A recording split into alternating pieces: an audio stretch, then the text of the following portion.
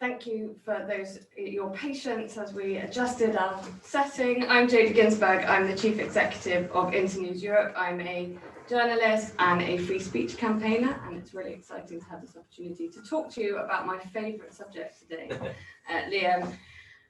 I want to start by asking you about some of the expressions that we heard in the speech. So you talked about cancel culture. I noticed that in some of the coverage ahead of your speech today, it was described as a speech that would be taking on woke cancel culture. We hear people described as snowflakes and so on.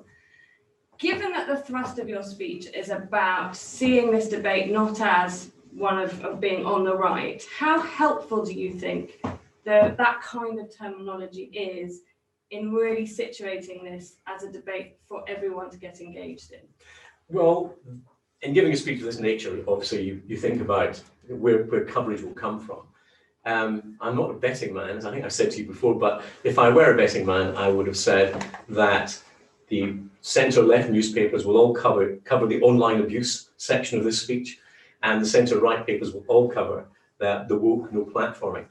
And I think that in itself is indicative of part of the problem that we have, which is that there's a polarization in our politics, which tends to put the political perspective ahead of the point of principle that we're discussing. And the reason that I've spent time concentrating on some of those different demographics, for example, in the online hate, was that we need to see the problem in the round, because simply choosing which elements of it we want to concentrate on, ignoring the rest, rather defeats the purpose. And I think that the point I made at the beginning, rather flippantly perhaps, that I was urged to do this because it was a battle that the right needed to win, is a very serious point, and actually was genuinely my motivation for this particular intervention, because we have to see it out with our normal political debate. There has been an increasing confusion between your dislike of a view or your strongly held view and the right to express it. And we've got to be able to isolate this concept that you are free to express your views within the confine of the law, irrespective of whether other people like it or not, from whichever end of that political spectrum you come. And I think it's essential, and I think it's actually a duty of politicians, journalists as well, to make that case, that we've got to not conflate the two. And how damaging do you think it is to the cause of free speech, if you like, that it has increasingly perhaps become associated with views of those on the right? I think that's only partly true. And so I think that a lot of these issues around wanting to restrict online speech are on the right, associated with the left. So I think that there's a dynamic in that debate, and I think that we should be analysing and teasing out both of those cases to see, is there a problem? And I think it back to my time as a doctor, which was, first of all, is the patient unwell? What is the differential diagnosis? What are the symptoms that lead us? And then what are the investigations that tell you what the actual issue is? Much the same process needs to be applied to this debate. And so the question is there a problem with freedom of expression and the internet and social media? And if there's an issue, does it have to be dealt with? And if it does have to be dealt with, how do we deal with it? And I think the same on the other side, on the so-called, I don't really like the term, the woke movement, but just let's use it as a shorthand because that's what is being used. Is it actually a problem? If it's a problem, is it a problem with free speech? If it's a problem, how does it need to be dealt with and how can we do it? So I think we do need to be much more objective about how we look at each of those areas of the debate. I want to come on in a little while to how you might build that political consensus, but I want to dig into something that you said in the speech where you talked about accepting that words can cause actual harm. Because that to me seems one of the great challenges in the defense of free speech, is the understanding that words can cause actual harm, and therefore what can you do about that? And you talked about some of your concerns about particular individuals expressing their viewpoints and being shouted down for doing that, or indeed no platformed. And I wondered how you would answer the challenge that, for example, you mentioned J.K. Rowling, that what she said was not simply her expressing her views, but that views she expressed caused actual harm, the kind of actual harm that you were talking about, and therefore it is legitimate to want her to be silenced or want those views to be silenced because the views themselves cause actual harm. How would you counter that? Well, as I said, I think you have to see it in the round. First of all, I think that there's a reason why harm, hurt, and innocence are offence are three different words in the English language. If they all meant the same, they would all be the same word. And in law, we tend to think of harm as something that is purposely inflicted. So if J.K. Rowling caused offence, did she cause harm? In other words, did she intend that to be the case? I doubt that very much. Even if she did she act within the law? In which case she's entitled to do so. And on the question of harm, we know that in conversation, we all know with the conversation we have with people every day, what may be hurtful to one person may bounce off another. And certainly in public life, you have to get used to a sort of level of abuse that wouldn't be tolerated by most citizens. But that comes with the territory, and you develop a thick skin, as Betty Boothroyd once said. Broad shoulders and a thick skin were two prerequisites for being in public life.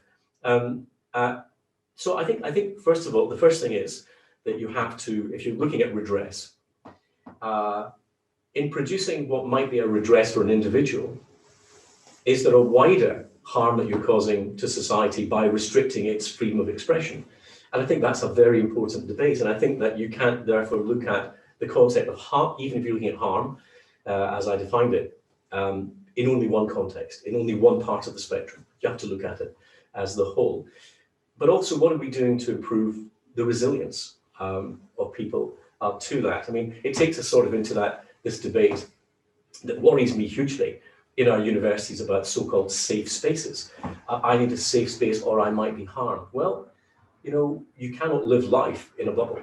And I think our universities are about trying to teach reason over prejudice.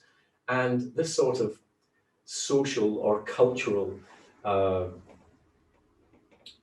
don't know how to, I wouldn't say cultural apartheid, but you know what I mean by the separation from issues that you don't want to confront. It's not how you can live life, and certainly in our universities, that's not something we should be experiencing. But you can understand the argument of people who would say, it is the job of the government, it is the job of my university, for example, to protect me from certain kinds of harm, whether you intend that harm or not. So if you are subjected on a daily basis to homophobic speech or racist speech, for example, is it not the job of the government or universities to protect you from that speech, whether the intention from the person who uttered it was to harm you or not? It's the duty of the government to enforce the law. It's the duty of your university to operate within the law. I'm not sure that it's the duty of a university to stop students being challenged by views that they don't like.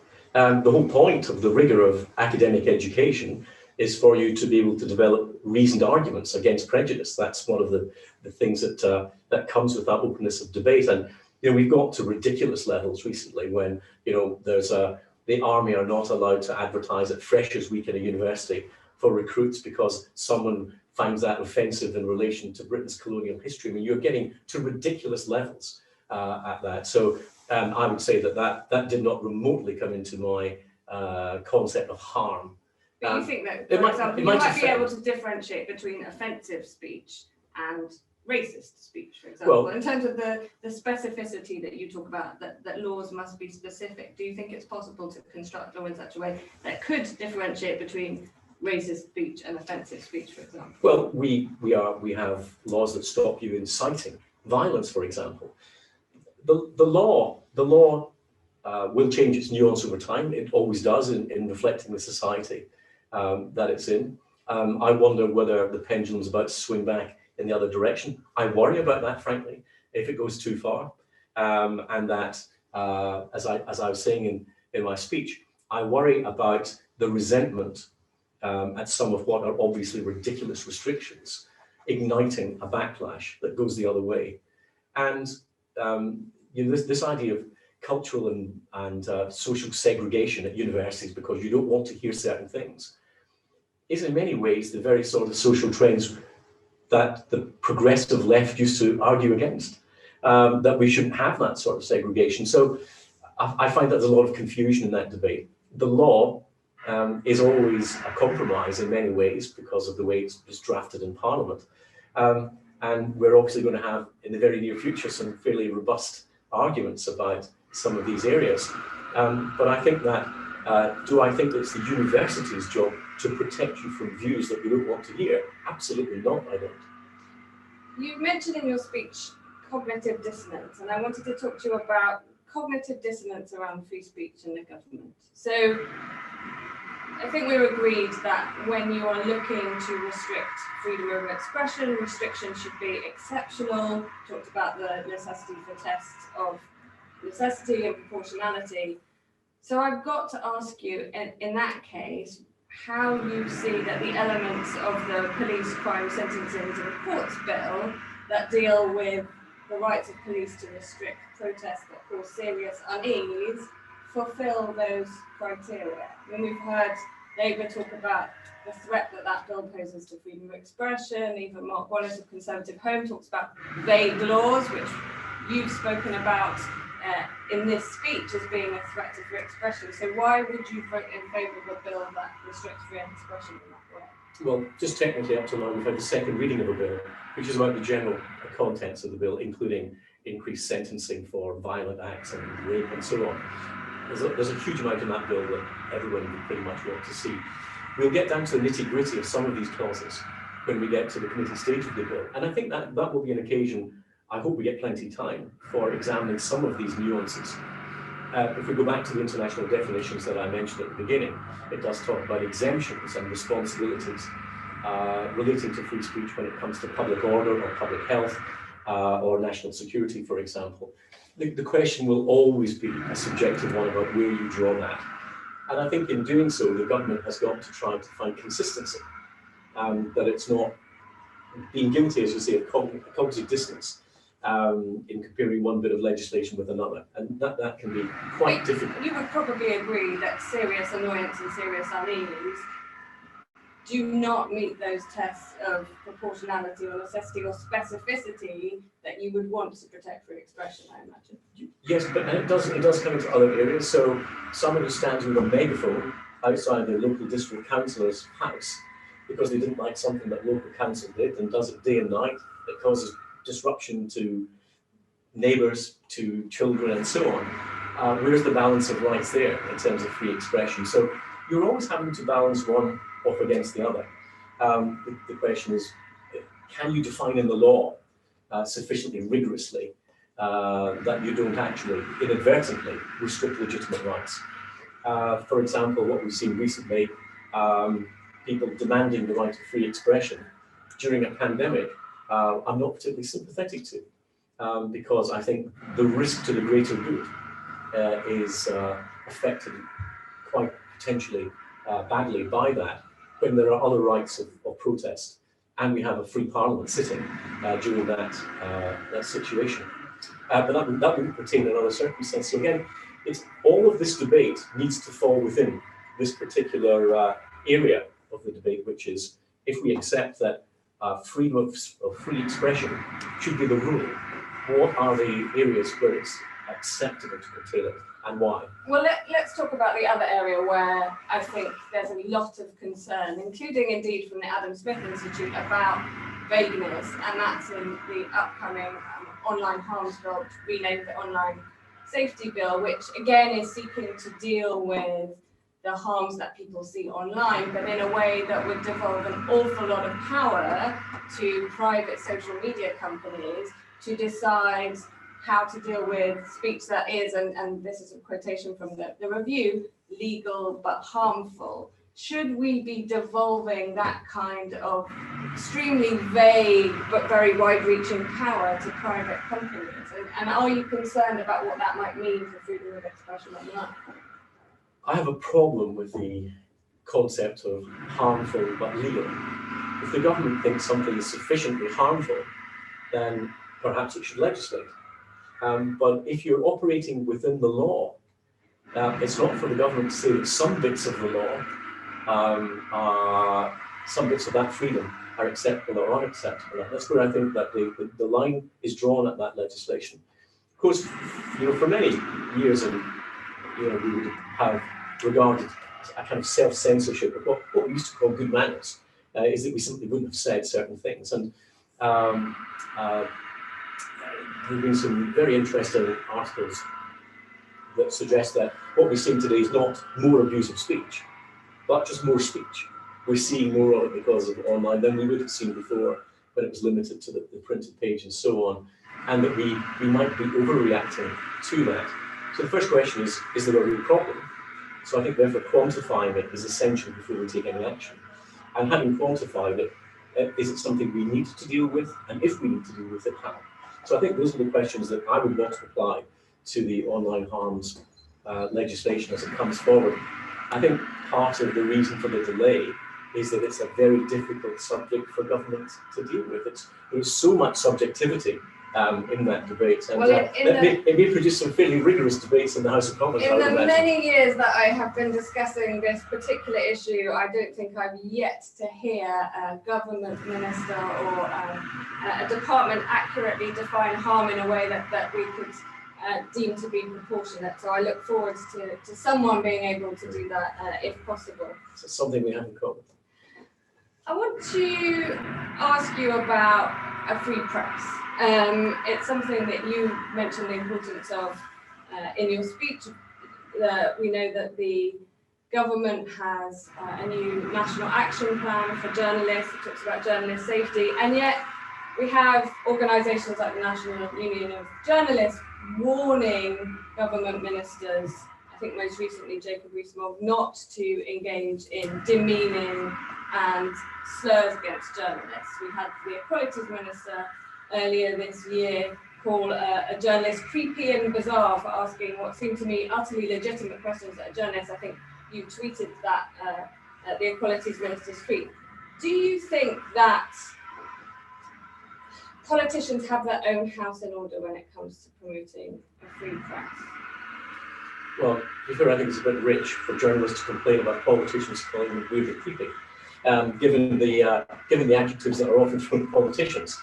The question is it good taste? Is it appropriate behaviour? Is a different question from is it legal and is it allowed within free expression? My own view is that we should restrict the number of adjectives we use in descriptions of people anyway. Stick to the issues. Again, I think there's this conflation between the individual's identity and their ability to express what they want. So there's no more reason to restrict someone's or to oppose someone's views because they're a journalist any more than because they're a politician. It's not something that I would do, and I think there's a difference between criticising someone because you don't like their personality and criticising the actions that they take as worthy of a name or creepy and bizarre, because that brings, I work with journalists in hundreds of countries around the world, and I can tell you that every time a politician engages in that kind of language about the profession, it has a knock-on effect in diminishing trust in the media, which is, I think we would agree, a vital pillar of democracy. So I think one of the disciplines that politicians should apply to themselves is always play the ball, don't play the man. It's a good discipline to stick to. And whenever I hear people attacking me, primarily for being me, and secondarily because of the views I have, I think, well, why would they try to delegitimize my view by attacking me first? Because that's what that process actually is. So we should have the discipline, I think, and the professionalism to deal with the view. Let's counter the view first. I think that the sort of process that you are mentioning isn't that different from the example I gave about J.K. Rowling, where people trying to delegitimize her and thereby delegitimizing her view. It's a tendency which I think has become more prevalent, but is extremely unpleasant and unhealthy. You mentioned in the speech. I'm not saying we all do it. I mean, yeah. We do it to some degree or another, so I'm not exempting myself from that. I'm just thinking that we should be more conscious of it. And because it's becoming a more common trend, we should be all the more aware that we're not playing that particular game. And part of the kind of getting used to how to behave on social media that you talked about. You mentioned in the speech a couple of people that you wished you had spoken out when you saw that they were being subjected to social media violence. And I hear you talk about Joe Brown, whose politics you disagree with. Are there individuals that you can think of whose viewpoints, who said things specifically that you personally have disagreed with or even found offensive that you would have wanted to or would want to support publicly, or at least support their rights to have said that thing publicly? Yes, in preparation for this speech, that's a question I've been asking myself more and more. Should we, and as I was suggesting today, should we consciously be out saying, I disagree with this view, but I defend their right to say it? For many of us, that's almost self-evident, but maybe we're now in a period where it isn't self-evident to enough people, and we need to actually make that. And it's something I'm going to think about, because there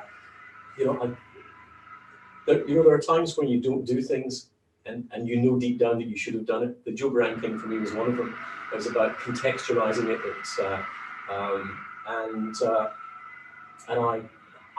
You know deep down that you should have done it, and it little exactly the fact that you didn't.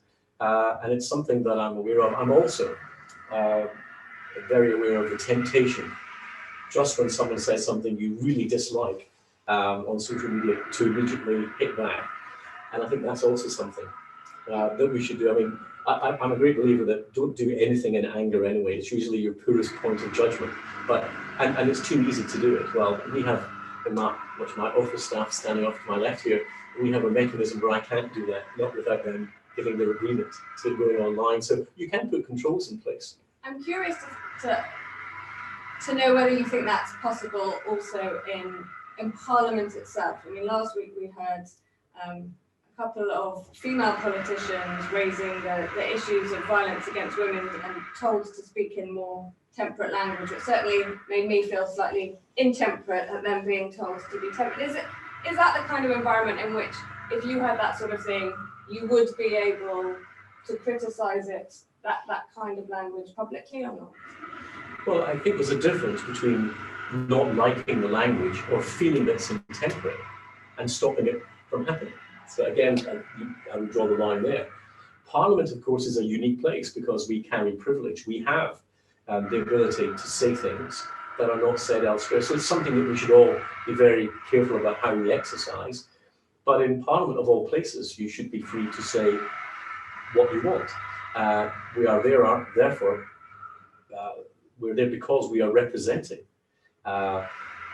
views of our constituents of a range of on the political spectrum. So we, of course, have our own rules in Parliament about what words you can say and what you can't say. So we have privilege underwritten by the Bill of Rights, but you couldn't say drunk and you couldn't say liar inside the House of Commons. So they're self-imposed restrictions. But I guess what I'm saying is, in this kind of call-outs, these call-out mechanisms that you're talking about, if you heard a colleague say something to a colleague on the other side of the political spectrum that you felt was demeaning or diminishing or indeed discouraging that person from speaking out, do you feel that that's something that you would now feel confident in? Oh, I think calling them out? It's something that I would very likely have anyway said. I think you should watch the tone of what you say. Again, I mean, you can't legislate for tone. There are limits, and so legislation does so much, but we have, a lot of the social mores that we have are the ways in which we regulate how we express ourselves to one another. But I do think in the House of Commons, as I said, we have our self-censorship in certain words. But that's a long-standing convention. But our ability to say things is not limited. So I want to turn back before we close to this question about how we can build cross-party, cross-political consensus around the areas of free speech. You will know something that I have talked about often is my concern that free speech gets owned by one political side or the other and ceases to be seen as a universal freedom or a universal right.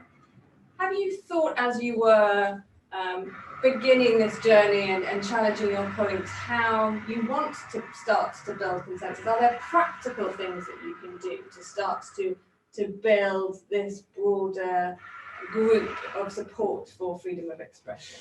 So I think first is self-awareness. It's actually understanding what the rules that we set ourselves. We're not always going to follow them. None of us will always do that, but be more aware of them. I think that education's got a role to play in this. We've got a generation that's growing up with a totally different set of communication tools than we had when we were growing up.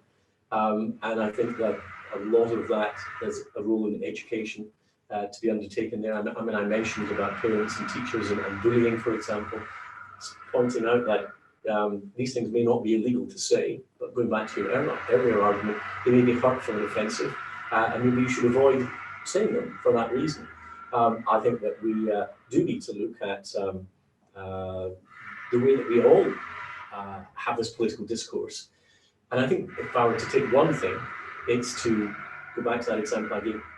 The one rule we should have is always play the ball, don't play the man. Deal with the arguments of your opponents, not your opponents. And frankly, when I see people attacking their opponent before they attack their views, it makes me wonder how confident they are in actually taking those views on and trying to get to that concept of tolerance with objectivity, I think is key. Can I ask, as a final question, one of the things that strikes me is whenever we come to these discussions, people always call for more legislation. There is a problem, there must be more law. And whenever I go into some of these select committees or talk to politicians, there seems to be a mixed understanding of what law we already have to protect us from harmful speech.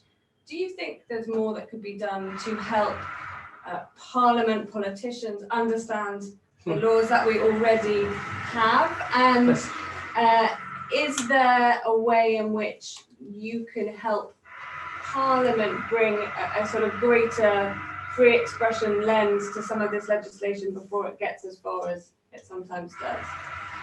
Well, no, this is the bit we usually I tend to face a little bit one of these questions, but it seems to me that in Parliament and politics, there are two easy answers to any problem you're faced with. One, legislate it. Number two, throw money at it. They seldom result in the result that you want. The problem with legislation is that it's very easy to fall into that law of unintended consequences, and the political landscape is littered with victims of that. In trying genuinely and legitimately to deal with a grievance, it is quite easy to create a law that creates further and different problems further down the line. That will be the problem with the online safety bill when it comes. And I think because bringing about cultural and societal change is much harder, it can be the easy option to say, let's legislate. I'm not a great fan of more legislation. I'm actually a great believer that we could be repealing a lot of our legislation that we have. But then being a small state conservative is not the most fashionable thing at the present time. But then things change. Brilliant. Thank you so much. It was great to chat to you.